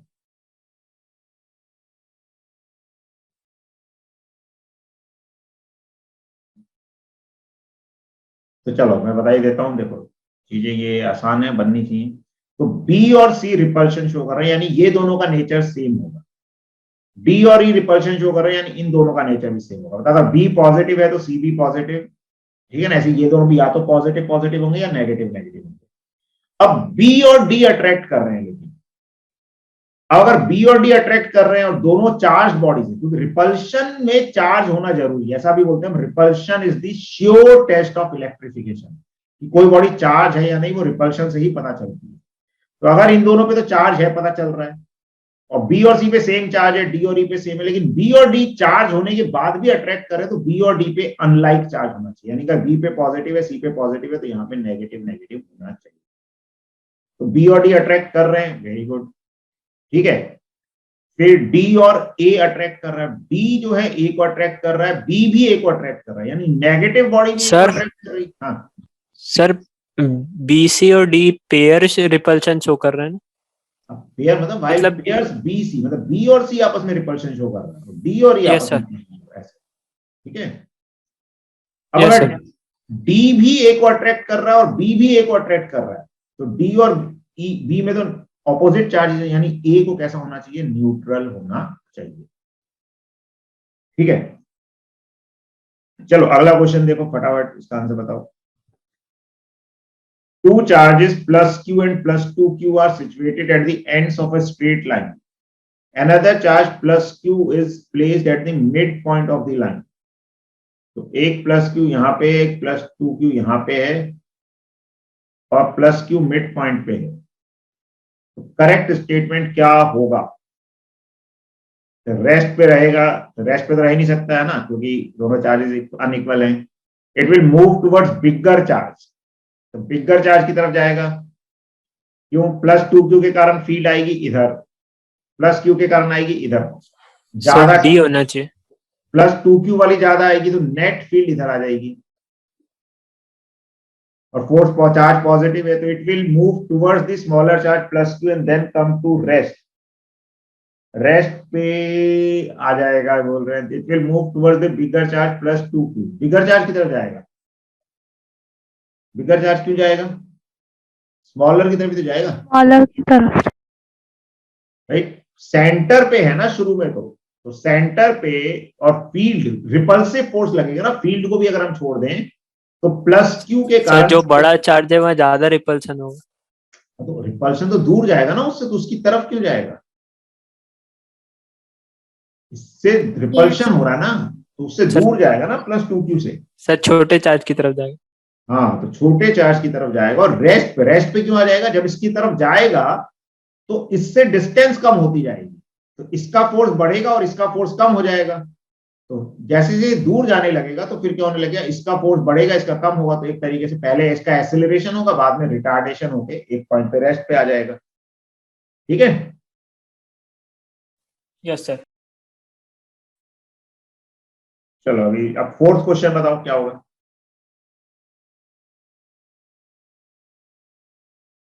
पिछले क्वेश्चन में एक डाउट है कि रेस्ट पर इक्विलिब्रियम आ जाएगा, नहीं इक्विलिब्रियम नहीं आएगा। एक्चुअली क्या होगा, ये इक्विलिब्रियम पोजीशन एक होगी इसमें, लेकिन वहां तक एक्सेलरेट करेगा, वहां पे उसकी मैक्सिमम वेलोसिटी होगी, और उसके बाद वेलोसिटी के कारण आगे जाएगा, जैसे एसएचएम में होता है वैसे टाइप से। फिर डिसिलरेशन होगा, डिसिलरेशन होकर रेस्ट पे आएगा, बेसिकली ऑसिलेट करेगा ये, ओवरऑल मोशन तो ऑसिलेटरी होगा।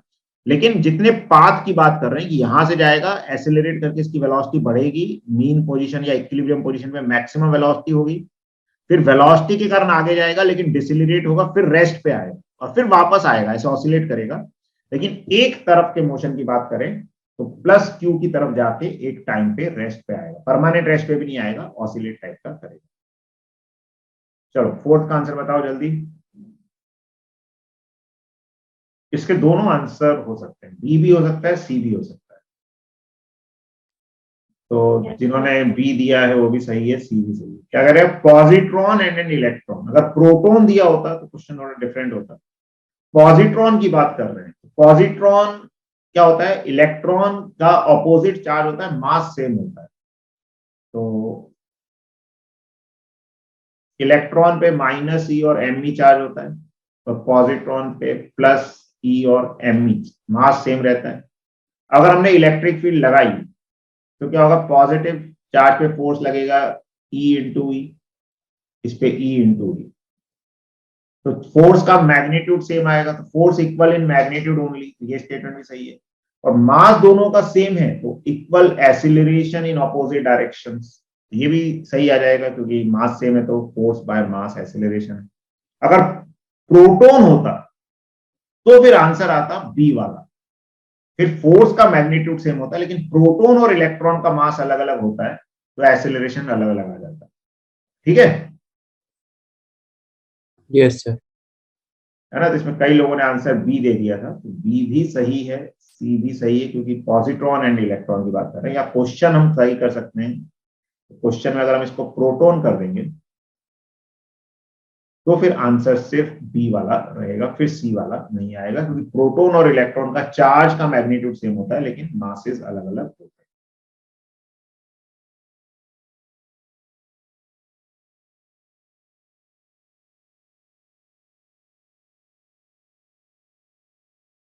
अच्छा, सेवेंथ वाला बताओ, सेवेंथ का क्या आंसर आना चाहिए?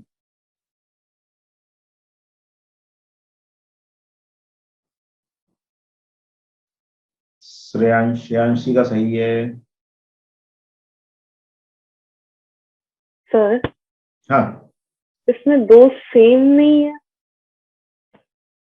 सर तो गलत है, और गलत सर है? मतलब मैंने अभी नोटिस करा। ठीक है, सर वो पॉजिटिव चार्ज सर यार, बी और डी सेम है। क्वेश्चन ही गलत है वैसे, मतलब इसमें ये सब कैसे कैसे वो पास हो रहा है उसके अंदर से। किसके अंदर से? सर मतलब ऐसे ही दिखा रहे हैं ना कि वो सिलेंडर के अंदर से लाइंस हाँ, पास हो रही है। मतलब ऑप्शंस दोनों सही है, डी वाला सही है, बी वाले में ऐसे एरो बन रहे हैं बाहर की तरफ, मतलब बी ऑप्शन और डी ऑप्शन सही बना दिए, मतलब सेम बना दिए उन्होंने, एक्चुअली बी में ऐसा बनना चाहिए। बाकी सही है जिन्होंने पकड़ा है, गुड। तो कौन सा आंसर आ जाएगा? B. B. B. Positive charge है तो फील्ड लाइंस रेडियली आउटवर्ड होनी सर चाहिए, अगर नेगेटिव होता तो ए होता। नेगेटिव होता तो ए होता, तो डी तो सरासर गलत है। तो सी भी, फील्ड लाइंस क्लोज कर बनाती हैं क्या? No sir. No sir. कोई फील्ड बनाती है क्लोज कर? Magnetic field. Magnetic field. Magnetic field. और कोई?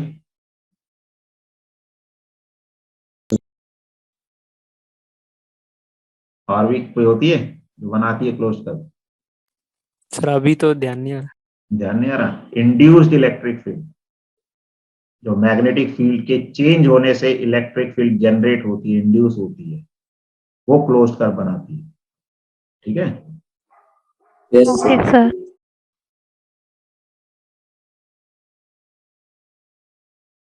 चलो ये वाला करो, 9th वाला क्वेश्चन।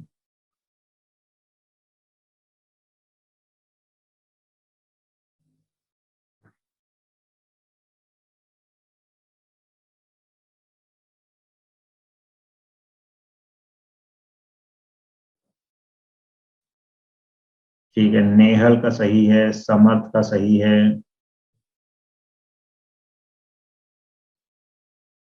हेमांगी का सही है, अदिति का सही है, नितेश का भी सही है, अथर्व का सही है, भव्या का सही है। ठीक है, सिंपल सा क्वेश्चन है ये तो इलेक्ट्रिक डायपोल में प्लस और माइनस चार्ज है, axis of dipole is defined as the, वैसे तो एक्सिस की बात कर रहे हैं तो वो है, बाकी डायपोल मोमेंट की बात करें तो direction from negative charge to positive charge. ठीक है, तो एक्सिस की जगह वैसे डायपोल मोमेंट की डायरेक्शन बोलनी चाहिए। ठीक है, अगर ऐसा क्वेश्चन दे रहे हैं थोड़ी सी लैंग्वेज गलत है, क्योंकि इसके हिसाब से तो कोई ए बोले तो भी जस्टिफाई कर सकता है कि एक्सिस, तो उसको भी बोल सकते हैं ना। ठीक हाँ है, समझ आ रहा सर, है? सही बात है। हाँ मतलब सर। Question yes sir. इतने मजेदार नहीं दे रखे इसमें यार। ठीक है, बाकी कई बार बोर्ड स्कूल एग्जाम में आ भी ऐसे ही जाते हैं जिसमें ज्यादा सेंस नहीं होती, मतलब क्वेश्चन कुछ भी कई बार दे देते हैं कभी कभी, लेकिन ठीक है फिर भी एक्सिस ऑफ डायपोल बोलने की बजाय, मतलब ठीक है फिर भी अपन तो सही है, बी बताएं कि एक्सिस, मतलब वो बोलना वो चाहते होंगे, समझ जाए थोड़ा सा, है ना, कि अगर दो कॉन्ट्राडिक्टरी ऑप्शन है तो हम थोड़ा समझ जाएं कि क्या कहना चाहते होंगे। बाकी तो फिर ठीक है, तो ये एक्सिस तो दोनों चार्जेस को जोड़ने वाली लाइन है, बाकी मैग्नेटिक डायपोल मोमेंट की डायरेक्शन नेगेटिव से पॉजिटिव चार्ज की तरफ होगी।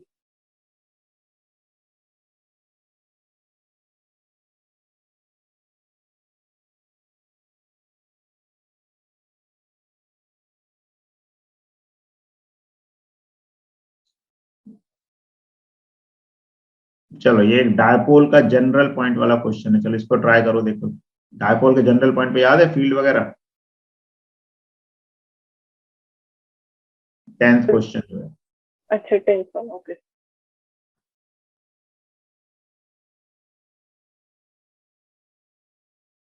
पहले बताओ क्या होती है डायपोल के जनरल पॉइंट पे, रेडियल कंपोनेंट कितना होता है फील्ड का? तो जनरल फॉर्मूला तो शायद केपी कॉस थीटा। रेडियल वाला होता है 2 kp cos theta by r cube, और मतलब पूरा देखो इसमें दो कंपोनेंट की बात करें तो वैसे, बाकी ना फॉर्मूला तुम सही बता रहे हो, केपी नहीं, उसमें KP by r cube under root 1 + 3 cos square theta होता है ना, ये होता है ना।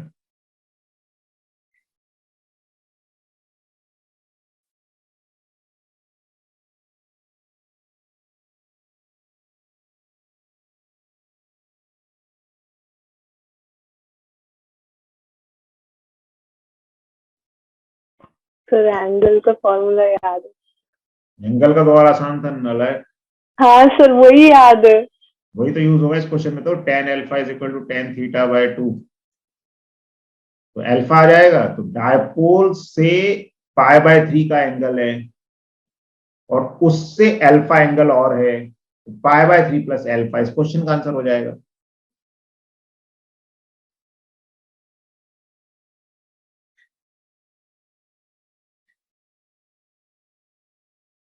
ठीक है, ठीक है, तो इसका आंसर आ जाएगा बी। ठीक है, तो ये याद रखना है कि ये डायपोल है, इससे अगर थीटा एंगल पे कोई पॉइंट है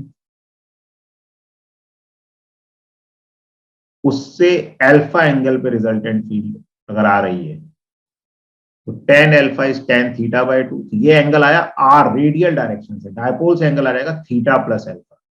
यहाँ पे थीटा 60 डिग्री है तो tan 60 इज √3, तो √3/2, तो अल्फा आ गया tan इनवर्स √3/2 और उसमें पाई बाय 3 का एडिशन हो जाएगा।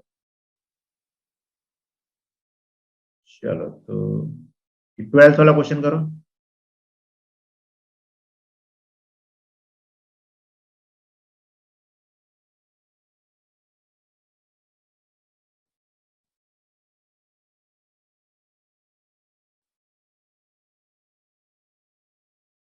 अच्छा, इसमें भी पूरी इंफॉर्मेशन क्लियर नहीं है ना। Yes sir. सेकंड वाला ऑप्शन जो है स्टेटमेंट है, उसके लिए क्वेश्चन में स्पेसिफाई करना चाहिए कि चार्ज सेम है या सिग्मा सेम है। बाकी अगर नहीं दिया तो क्या करोगे तुम लोग बताओ? अगर ऐसा क्वेश्चन आ गया स्कूल एग्जाम में क्या मान के चलोगे, क्या से मान के चलोगे? सर की बोनस मिल जाएगा।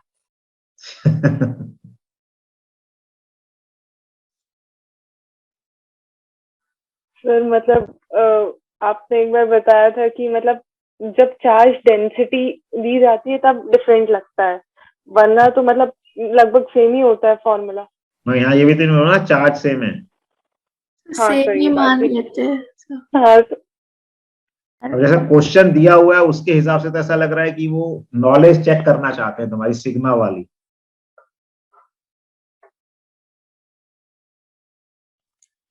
सर आंसर तो डी होना चाहिए। आंसर डी, थर्ड तो हो ही नहीं सकता ना, डी कैसे हो जाएगा? Yes Gauss sir. लॉ तो सबके लिए एप्लीकेबल है ना। यस।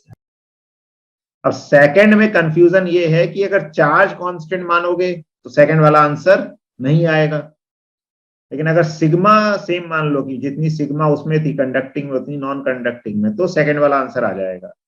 हाँ सर। सर एक बार रिपीट कर दीजिए क्या? अगर बेटा चार्ज सेम मान लेंगे कंडक्टिंग और नॉन कंडक्टिंग में, तो चार्ज की टर्म्स में तो फील्ड सेम आएगी ना दोनों केस में, चाहे कंडक्टिंग हो चाहे नॉन कंडक्टिंग। Yes sir. लेकिन सिग्मा अगर सेम मान लिया तो सिग्मा की केस में नॉन कंडक्टिंग के कारण sigma bye 2 epsilon not field आएगी और कंडक्टिंग के कारण सिग्मा बाय एप्सिलॉन नॉट आएगी, तो सेकंड स्टेटमेंट सही हो जाएगा उस केस में।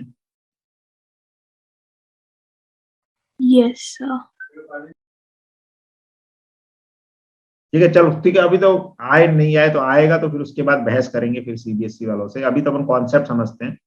तो अगर चार्ज सेम मानते हैं दोनों केस में, क्यू को सेम मानते हैं, तो क्या ऑप्शन आ जाएगा?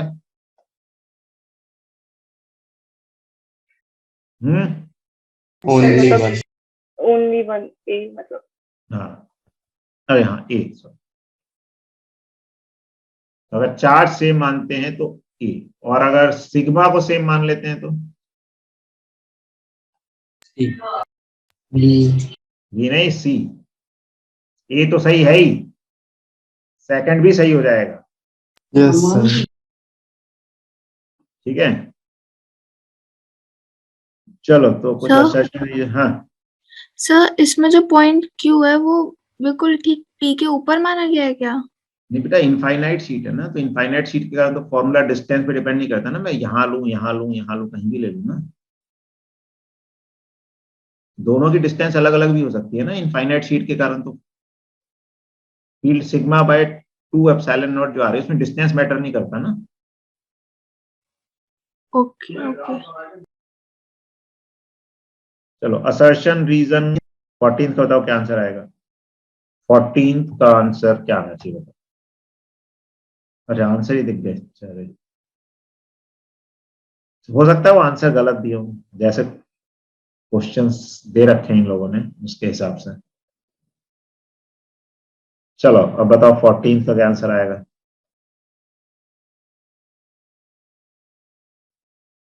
बाकी फिर एक्सप्लेनेशन पूछ लेंगे, है ना, कि क्या सोचा तुम लोगों ने, आंसर दिख गया होगा किसी को तो। सर हम्म सर मतलब ये 14th क्वेश्चन में तो रीजन असर्शन को ही अपोज कर रहा है। हाँ तो उसके हिसाब से आंसर दे दो।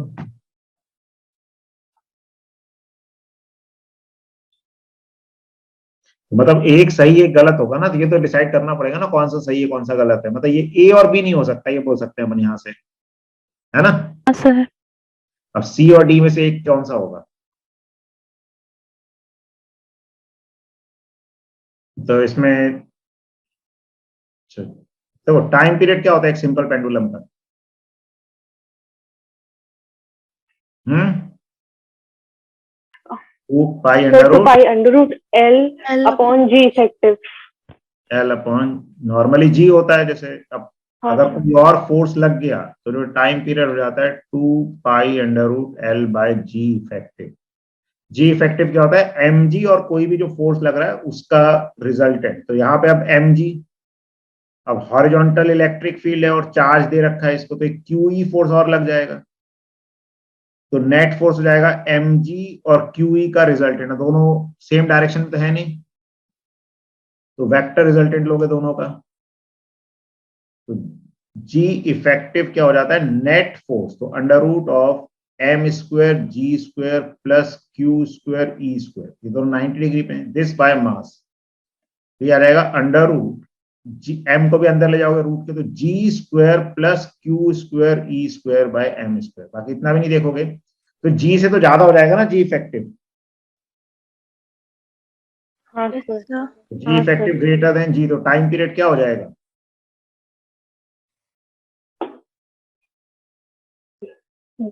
डिक्रीज सर, होगा डिक्रीज। sir. डिक्रीज। तो रीजन ट्रू है और असर्शन ओके सर। फॉल्स है। सर बट ऐसा ऑप्शन ही नहीं है। अच्छा ऑप्शन में भी गड़बड़ कर दिया, अरे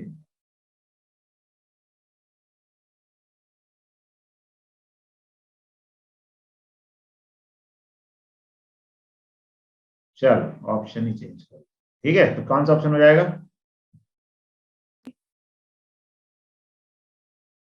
डी वाला। डी। ठीक है चलो, तो रीजन असर्शन जनरली यही चार आते हैं, असर्शन फॉल्स रीजन टू, दोनों फॉल्स वाला नहीं होते हैं ऑप्शंस। चलो यही होता है। ठीक है चलो 15th वाला भी देख लेते हैं एक बार। 15th में असर्शन कह रहा है on going away from a point charge. ठीक है तो इसको कलर चेंज करें। तो on going away from a point charge, एक पॉइंट चार्ज है उससे दूर जा रहे हैं, और electric dipole, electric field decreases at the same rate. क्या सेम रेट से डिक्रीज होगी इलेक्ट्रिक फील्ड। पॉइंट चार्ज के कारण क्या फील्ड होती है, sir K Q K by R. cube और ए Q by R square. Dipole के कारण KP upon R. 2 kp by are cube, या फैक्टर इंपॉर्टेंट है, आर क्यूब का फैक्टर आ रहा है ना यहाँ पे। हाँ सर। तो क्या सेम रेट से चेंज होगी। No No, sir. no, sir. पहला तो फॉल्स हो गया। अब पहला फॉल्स हो गया तो आंसर तो वैसे इसी से आ जाएगा ना। हाँ सर। चलो दूसरा भी चेक कर लेते हैं। ऐसे electric field at a point is inversely proportional to the square of distance from the charge and also. अच्छा इसमें दोनों फॉल्स वाला केस बनेगा। ठीक है, तो इसमें आर क्यूब Yes, sir. के 14 का क्या आंसर दे रखा था इन्होंने, B, both A and R true. Questions अच्छे नहीं है इसको, तो अगली बार ध्यान देंगे, दूसरा कुछ देखेंगे। ठीक है चलो समझ आया, यहाँ पे दोनों फॉल्स हो जाएंगे स्टेटमेंट तो। Okay sir. Yes, sir. चलो ठीक है, तो आज इतने करते हैं, बाकी अपना रिवीजन करो। और बाकी एक सैंपल पेपर ऑनलाइन भी मैं कंडक्ट कराऊंगा। कब करा लूं, अभी करा लूं थोड़ा बाद में, रोज करा लो सर। क्या रोज ही करा रोज ही करा लो। चलो ठीक है, तो मैं देखता हूँ, उसको शेयर करूंगा फिर। Yes sir. ठीक है, चल, तो ये हो गया। बाकी अगली क्लास में अपन करंट और मैग्नेटिज्म वाला पार्ट ले लेंगे, मतलब, ठीक है, और sir current and magnetic inductor effect थोड़ा ऑफ करंट। क्या बेटा? सर इंडक्टर थोड़ा सा इंडक्टर के क्वेश्चंस में थोड़ी सी प्रॉब्लम होती है। इंडक्टर के क्वेश्चन में प्रॉब्लम हो रही, कौन से वाले, सर्किट वाले या कैसे टाइप के? नहीं सर, न्यूमेरिकल्स में नहीं, हम्म मतलब जैसे इंडक्टर के फंक्शंस जैसे क्या क्या होते हैं, तो कई बार तो मुझे जीके जैसे लगने लगते हैं क्वेश्चंस। इंडक्टर के फंक्शन, चलो देखते हैं क्वेश्चंस कैसे हैं। या तो जो क्वेश्चंस हैं बस थोड़ा बहुत पता होना चाहिए, मतलब जैसे भाई चोक कॉइल होती है, इंडक्टर कॉइल होती है, फिर इंडक्टर जो है डीसी में एक वायर की तरह बिहेव करता है, जीरो रेजिस्टेंस की तरह बिहेव करता है। फिर वही जो अभी तुमने पूछा था, सेल्फ इंडक्टेंस एक तरीके से इनर्शिया का काम करता है, इलेक्ट्रोमैग्नेटिक इनर्शिया होता है। ये सर इसी टाइप के पॉइंट्स ये जब आ जाते हैं तो सर ये कंफ्यूज करने लगते हैं। बस धीरे धीरे करके क्लियर होते जा रहे हैं ना, तो एग्जाम से तो यही है, 3 4 5 पॉइंट ही होते हैं, ज्यादा थोड़ी होते हैं। तो उससे ज्यादा बनेंगे नहीं, तो वो बस उनको अब याद रखो आगे के लिए। ठीक है, ओके सर। चलो तो आज की क्लास यहीं एंड करते हैं।